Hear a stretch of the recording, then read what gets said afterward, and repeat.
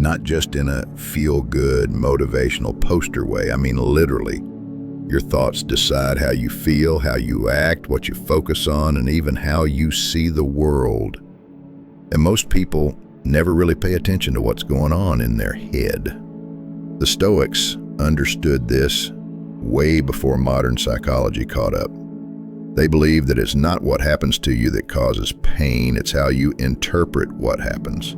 That means your brain isn't just reacting to the world, it's narrating it. And that little voice in your head, it can either be your biggest enemy or your strongest ally. Here's an example. Let's say you wake up and your first thought is, I'm already behind. That one thought can snowball into stress, snapping at people, and feeling like your whole day is off. But if you catch that thought early and shift it, maybe say, okay, I've got a lot to do, but I can handle it. Everything starts to feel more manageable. You haven't changed the situation, just your mental lens. That's what Stoicism teaches. Thoughts aren't facts. They're just thoughts. You don't have to believe every single one that pops into your head. You can question them. You can reframe them. And what is great is that this isn't about pretending everything's fine. It's not fake optimism. It's about choosing thoughts that keep you grounded and focused, especially when life feels chaotic. The Stoics even had a name for this mental strength, your ruling reason. That's your inner guide. The part of you that's calm, clear, and unshaken when things go sideways. You strengthen it by paying attention to your thoughts, challenging the bad ones, and reinforcing the good ones.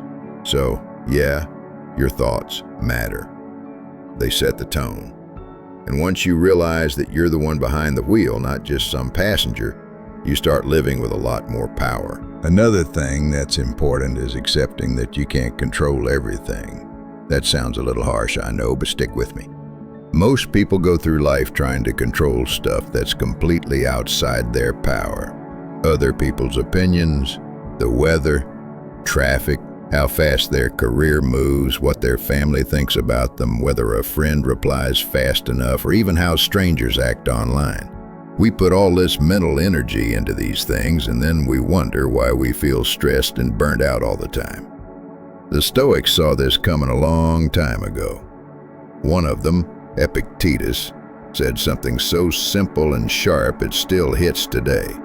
Some things are up to us and some things are not. That's the line. Once you start drawing that line in your own life, things begin to make a lot more sense. Here's an example. Let's say you've got a big meeting at work.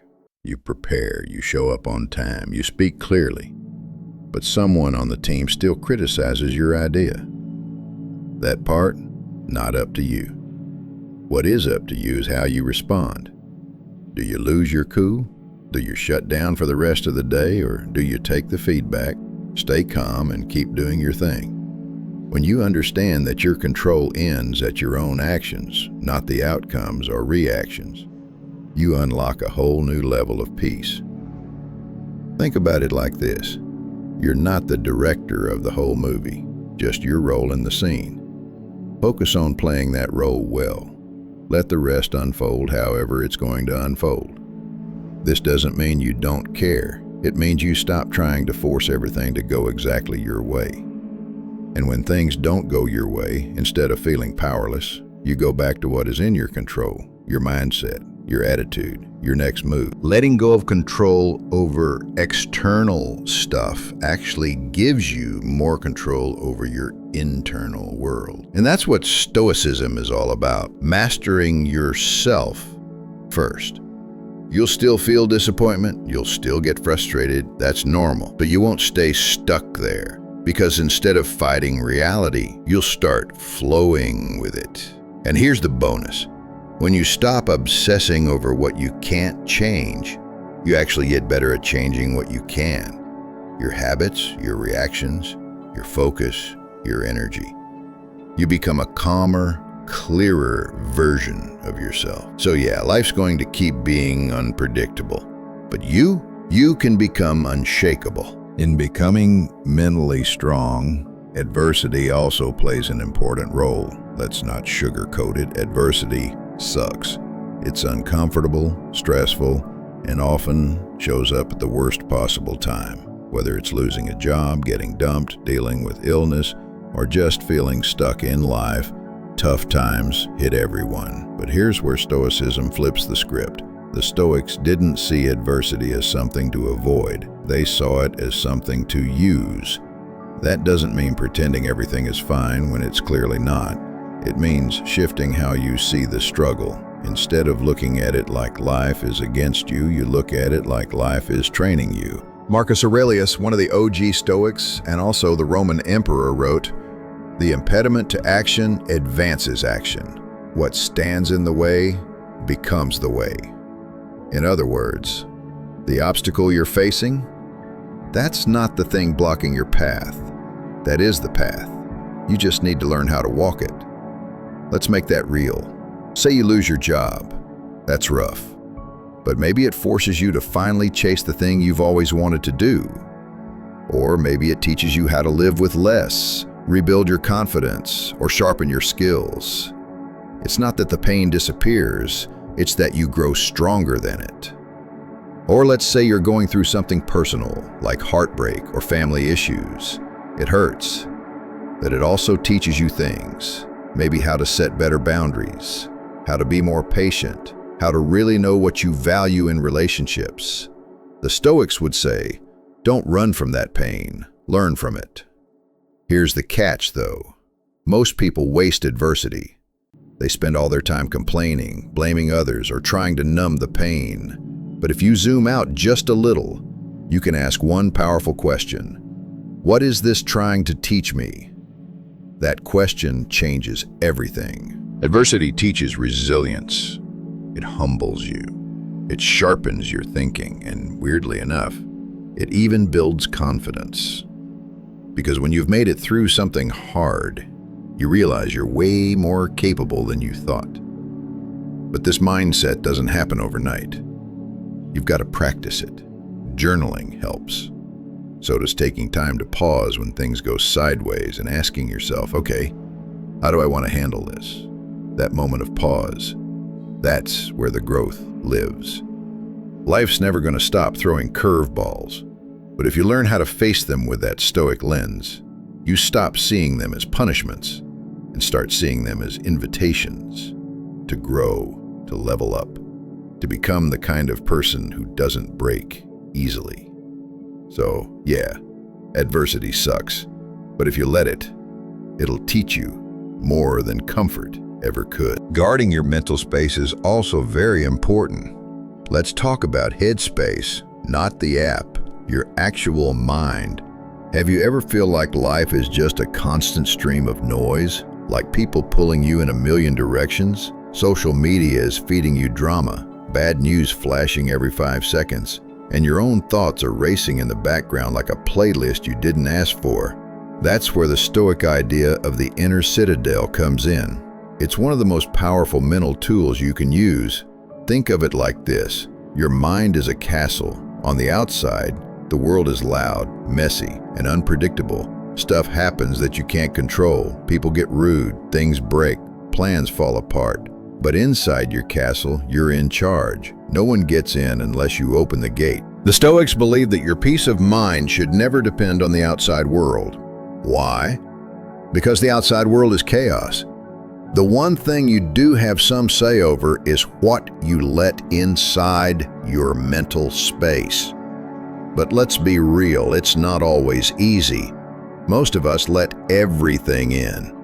One rude comment ruins our whole day. One piece of bad news sends us into a spiral. One tiny mistake has us questioning our worth for hours. The inner citadel teaches you to pause and ask, does this deserve space in my mind? And a lot of the time the answer is no. Here's a simple example. Let's say someone cuts you off in traffic and flips you off. That little burst of anger you feel? Totally normal. But now you have a choice. Do you stew in it all day and tell everyone how rude people are? Or do you shrug, Let it bounce off the walls of your mental fortress and move on. Protecting your inner citadel doesn't mean pretending bad things don't exist. It means you stop handing over the keys to your peace every time something annoying happens. You start choosing what deserves your energy and what doesn't. That's the real superpower, emotional independence. You stop letting people and problems own you. You stop reacting on autopilot, and you start responding with clarity. The way you get better at this is by slowing down. Take 5 seconds before you react. Notice when something is pulling at your emotions. Ask yourself, is this helping me or hurting me? That small habit adds layers to your mental armor. And just like any castle, your inner citadel needs maintenance. That means quiet time. That means being careful about what you consume. That means surrounding yourself with people who don't drain your mental battery every time they open their mouth. Life's not going to stop being chaotic. But with a strong inner citadel, you don't get dragged around by it.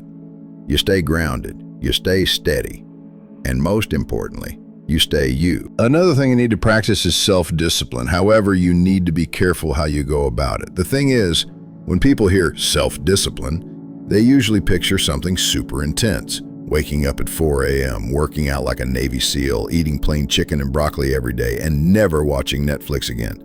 Sounds exhausting, right? But here's the thing, self-discipline doesn't have to feel like punishment, and it definitely doesn't mean you need to live like a robot. What the Stoics meant by self-discipline was actually something way more practical and way more human. It's about consistency, not perfection. It's about doing what's right, even when it's not what you feel like doing. And more than anything, it's about keeping your long-term goals in mind when those short-term temptations show up. Let's say you've got a project you've been wanting to finish. You know it matters to you, but every night you keep reaching for your phone or zoning out on YouTube. Self-discipline isn't about beating yourself up for that. It's about recognizing the pattern and making small changes, like turning your phone off for an hour or setting a timer to just start working for 15 minutes. The Stoics were big on this kind of stuff. They believed that true freedom wasn't doing whatever you wanted, it was having control over yourself. Epictetus said, "No man is free who is not master of himself." That means your impulses shouldn't be the boss. You should. Here's where people go wrong. They think self-discipline means constantly saying no. But it's really about saying yes to what matters most. Yes to going for a walk instead of scrolling for an hour. Yes to writing one more page. Yes to taking care of your body even when you don't feel motivated. Over time, these little yes moments add up. They create momentum, and before you know it, you start trusting yourself. You stop relying on motivation, which comes and goes, and start showing up because it's just who you are now. That's another underrated part of self-discipline. It builds self-respect. When you keep your promises to yourself, even the small ones, you feel different. You walk a little taller. You stop second-guessing everything because you know you got your own back. And look, you're gonna mess up sometimes. Everyone does. That's not a failure, it's part of the process. What matters is not being perfect, but bouncing back faster. Learning the lesson, adjusting, and getting back on track. Self-discipline isn't about living a joyless life, it's about being in charge of your time, your choices, and your energy. It's about being someone that your future self will thank. So no, you don't need to be a machine. But if you can make small, intentional choices every day, even when it's hard, that's where real power starts. In building mental strength, having a clear vision is also a must. It will keep you sane, because let's face it, life gets messy. Days blur together, you wake up, check your phone, go through the motions, and before you know it, a whole week or month has passed and you're like, what did I even do? That's what life without a vision feels like, just drifting. The Stoics had a clear opinion on that kind of life. Don't do it. They believed in living with purpose, even when the world around you felt chaotic. They weren't talking about some 5-year plan or some ultra-specific checklist of success. They were talking about direction, about intention. Having a vision doesn't mean you know every detail where you're going. It just means you know what kind of person you want to become and what kind of life you're trying to build. And that clarity, that's what keeps you from spinning in circles. Imagine you're on a boat in the middle of the ocean. No compass, no destination, just waves tossing you around. That's how most people live. But when you've got a vision, even a rough one, it's like having a compass. The waves are still there, but now you know which way to paddle. Your vision keeps you grounded when stuff goes wrong. Lost your job? That sucks, but if you know what matters most to you, you don't fall apart. You adjust. You find another path. Argued with someone you care about? Painful, yeah, but if you're trying to become a better communicator, you stay focused on that instead of spiraling. And here's the cool part. Your vision doesn't have to be flashy. It could be as simple as, I want to be someone who shows up for the people I love, or I want to live with less stress and more peace. That's enough. You don't need a TED Talk-worthy life purpose. You just need direction. The Stoics believed in living in alignment with your values, not chasing every shiny thing society throws at you. That means your vision should come from inside you, not from Instagram, not from comparing yourself to your friends, not from what your parents want for you. A good way to figure it out, ask yourself this. If I kept living exactly the way I am now, where would I be in 5 years? And is that where I want to end up? If the answer is no, don't panic. That's your starting point. Vision gives meaning to the little things too. Going to the gym isn't just about looking good. It's part of becoming someone strong. Reading a book isn't just about passing time. It's about becoming wiser. Every action becomes a building block. When life gets noisy, your vision brings you back. It's your filter, your anchor, your North Star. And on the days when motivation is nowhere to be found, your vision is what reminds you why you're still showing up. Lastly, you must also be resilient. Life has a way of throwing stuff at you when you least expect it. Bad news, unexpected bills, people letting you down, plans falling apart. And when that happens, some people crumble, while others somehow keep it together. What's the difference? It's not luck. It's not even personality. It's resilience. And here's the good news. Resilience isn't something you're born with or without. It's a muscle. That means you can build it. You just have to work it out like anything else. The Stoics were basically the original resilience coaches. They didn't try to avoid pain or pretend everything was fine. They trained themselves to deal with whatever came their way, not by being cold or emotionless, but by being grounded, by being mentally strong. So how do you build that kind of strength? You start with how you see things.